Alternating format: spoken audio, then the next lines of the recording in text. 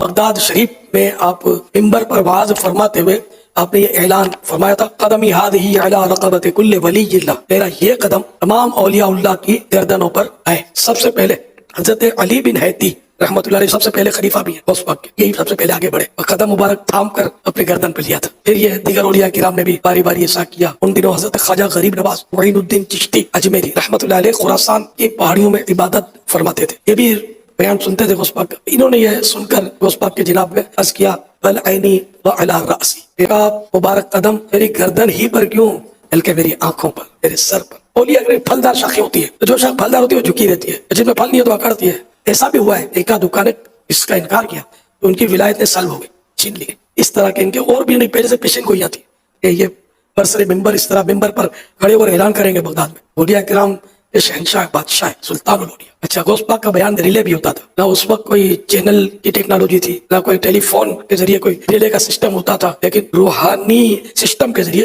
غوث پاک کا بیان ریلے ہوتا تھا۔ اولیاء کرام اپنی خانقاہوں میں بیٹھ کر مریدوں کے ساتھ سنتے، تو کہیں پہاڑ میں غار میں عبادت کر رہے ہیں تو وہاں سنتے، ولیات بھی سنتی تھی۔ 70,000 70,000 کا لکھا ہے، اتنے بڑا اجتماع ہوتا تھا۔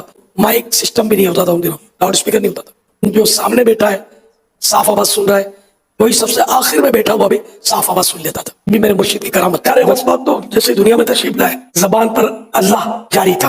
وہ رمضان کی چاند رات تھی، جب دن آیا تو ماں کا دودھ نہیں پیا، سارا دن نہیں پیا، جیسے سورج ڈوبا دودھ پی لیا۔ دوسرے دن بھی ایسے ہی کیا۔ یہ مشہور ہو گئی بات کہ سیدوں کے گھرانے میں بچہ پیدا ہوا ہے کہ جو رمضان شریف کے دن میں دودھ نہیں پیتا روزہ رکھتا ہے۔ 80 دن تک آپ کا بھوکا رہ کر عبادتیں کرنا ثابت ہے۔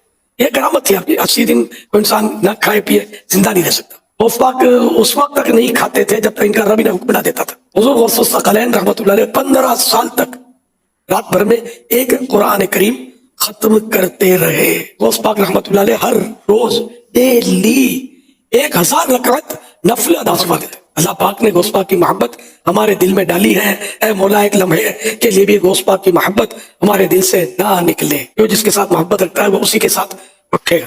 ہم انشاءاللہ غوث پاک کے ساتھ ان کے اٹھیں گے، ان کے قدموں میں۔ بسم اللہ الرحمن الرحیم۔ السلام علیکم ورحمۃ اللہ وبرکاتہ۔ سامعین مکرم، آپ نے کلپ تو سنا، یہ کیا کہہ رہے ہیں؟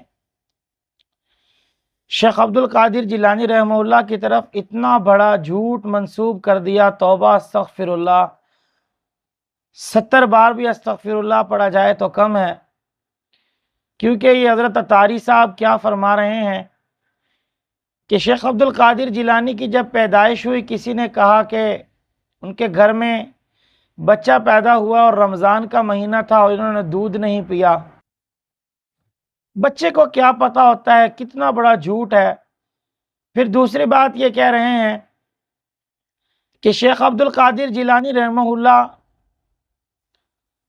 جو قصیدہ غوثیہ ہے، یہ انہوں نے کتنا بڑا جھوٹ گھڑا ہے، اس کے اندر آپ دیکھ لیں۔ اور میرا دعویٰ یہ ہے کہ یہ شیخ عبد القادر جیلانی نے نہیں لکھا، یہ خود ہی انہوں نے لکھا ہے اور گھڑا ہے سارا جھوٹ۔ لعنت اللہ علی الکاذبین۔ دوسری بات یہ کر رہے ہیں کہ تمام ولیوں کی گردن پہ شیخ عبد القادر جیلانی نے کہا کہ میرا پاؤں ہے۔ اور تیسری بات یہ کر رہے ہیں کہ 80 دن جو ہے شیخ عبد القادر جیلانی نے کچھ نہیں کھایا۔ اب آپ یہ دیکھیں کہ نبی کریم صلی اللہ علیہ وسلم کیا ایک دن کچھ نہیں کھاتے تھے، 2 دن، تیسرے دن تو وہ بھی کھا لیتے تھے؟ کیا نبی کریم صلی اللہ علیہ وسلم کی عبادت سے بھی بڑی شیخ عبد القادر جیلانی نے عبادت کی ہے؟ معاذ اللہ، ایسی بات نہیں ہے۔ انہوں نے جھوٹ گھڑنے کی حد کر دی، اتنا بڑا جھوٹ گھڑ دیا۔ اور پھر یہ کہہ رہے ہیں کہ 70 ہزار لوگوں کا اجتماع ہوتا تھا، مائک وغیرہ نہیں ہوتے تھے، چینل وغیرہ نہیں ہوتے تھے، چینل وغیرہ کی کوئی چیز نہیں ہوتی تھی، ساؤنڈ سسٹم نہیں ہوتے تھے، کچھ اس طرح کی بات کر رہے ہیں۔ اس وقت بھی لوگوں تک آواز پہنچ جاتی تھی، یہ بھی کتنا بڑا جھوٹ ہے دیکھیں۔ اس وقت پھر میرا سوال ان سے یہ ہوگا کہ جب نبی کریم صلی اللہ علیہ وسلم نے حجۃ الوداع کے موقع پر آخری خطبہ دیا تھا، ایک روایت کے مطابق 1,22,000 یا 24,000 یا 44,000 صحابہ تھے، یہ مختلف روایتیں ہیں، تو ان تک بھی تو آواز پہنچی تھی۔ اس وقت کیا مائک تھا؟ حضرت عمر رضی اللہ تعالیٰ عنہ کی آواز کو بھی تو یا ساریت الجبل، جب ایک ساریہ کو کہا تھا کہ پہاڑ کے پیچھے دشمن ہے، تو حضرت عمر کی آواز کو بھی تو اللہ نے ہوا کے ذریعے سے پہنچایا تھا۔ تو میرے معزز سامعین، میرا سوال یہ ہے کہ یہ مائک کا زمانہ نہ بنا کر، یہ ساؤنڈ سسٹم نہ بنا کر، چینل وغیرہ کا نہ کہہ کر یہ ان کی کرامتوں کو ظاہر کیا جا رہا ہے، ایسی کوئی بات نہیں ہے۔ اچھا، اب ان کے ایک اور مولوی کی سن لیں، بڑے میاں تو بڑے میاں، چھوٹے میاں اس سے بڑے سبحان اللہ، وہ کہہ رہے ہیں کہ یہ جس کو بھی ولایت ملی ہے نا، وہ شیخ عبد القادر جیلانی کے صدقے سے ملے ہے۔ آئیے سن لیتے ہیں اس کا ایک کلپ۔ اور کتب اللہ عز و جل کے ایسے عظیم الشان ولی کو کہتے ہیں جو ایک زمانے میں اور ایک وقت میں ایک ہی ہوتا ہے، پوری دنیا میں ایک ہی کتب ہوتا ہے، اسے غوث بھی کہتے ہیں۔ اور کتب اللہ عز و جل کا نہایت ہی مقرب اور اپنے زمانے کے تمام اولیاء کا سردار ہوتا ہے۔ غوث اعظم کی شان تو یہ ہے کہ علماء کہتے ہیں اگر آج بھی کسی کو ولایت ملتی ہے نا تو وہ غوث اعظم کے در سے ملتی ہے، آج بھی یہ فیضان وہاں سے جاری۔ میرے معزز سامعین، دیکھا آپ نے کہ یہ کیا کہہ رہا ہے؟ بدبخت یہ کہہ رہا ہے کہ جتنے بھی ولیوں کو ولایت ملی ہے وہ شیخ عبد القادر جیلانی رحمہ اللہ کے صدقے سے ملی ہے، اور انہوں نے چاہا تو تب ملی ہے۔ کیا اب شیخ عبد القادر جیلانی کسی کو ولایت دے سکتے ہیں؟ ولی ہونا یہ اللہ رب العزت جس کو چاہیں ولایت کا درجہ دے دیں۔ تم لوگ کون ہوتے ہو کہ کسی پر الزام لگاؤ اور ان کی وجہ سے لوگوں کو ولایت ملی، اور پھر جس نے انکار کیا ہے ان کی ولایت بھی سلب ہو گئی ہے، معاذ اللہ من ذالک۔ اب اسی طریقے سے اگر آپ نورانی بروزن شیطانی کو دیکھیں تو وہ بھی کچھ اس طرح کے جملے کہہ رہا ہے۔ آئیے ذرا اس کا بھی سن لیتے ہیں، پھر اس پر بات کرتے ہیں۔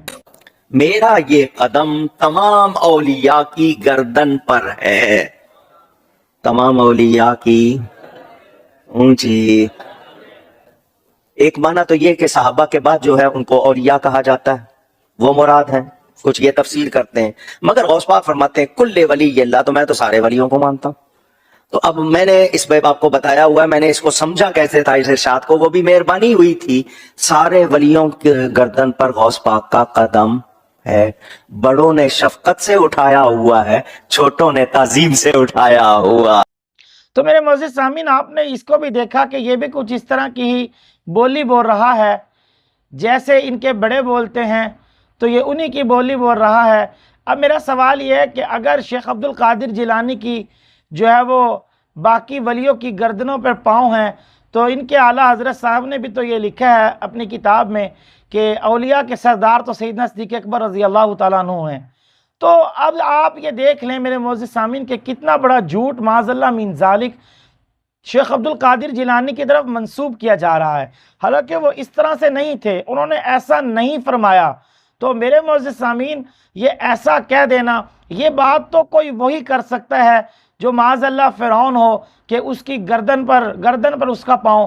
اب کوئی نورانی صاحب کو کہے کہ نورانی صاحب تیری گردن پر میرا پاؤں ہے، تو پھر جو ہے نورانی صاحب کی گردن ہی دبوچ دے گا اس کا پاؤں۔ تو میرے معزز سامعین، یہ ایسا انداز اللہ کے ولی کا نہیں ہو سکتا، ایسا انداز ایک غوث کا نہیں ہو سکتا، ایسا انداز ایک جو ہے ولی بندے کا، اولیاء کا جو ہے نہیں ہو سکتا۔ انہوں نے اگر منسوب کیا ہے تو ان کی طرف جھوٹ کیا ہے۔ اللہ رب العزت اس جھوٹ سے ہمیں بھی بچنے کی توفیق عطا فرمائے، ہمیں صحیح دین کی سمجھ عطا فرمائے۔ آخر دعوانا ان الحمدللہ رب العالمین۔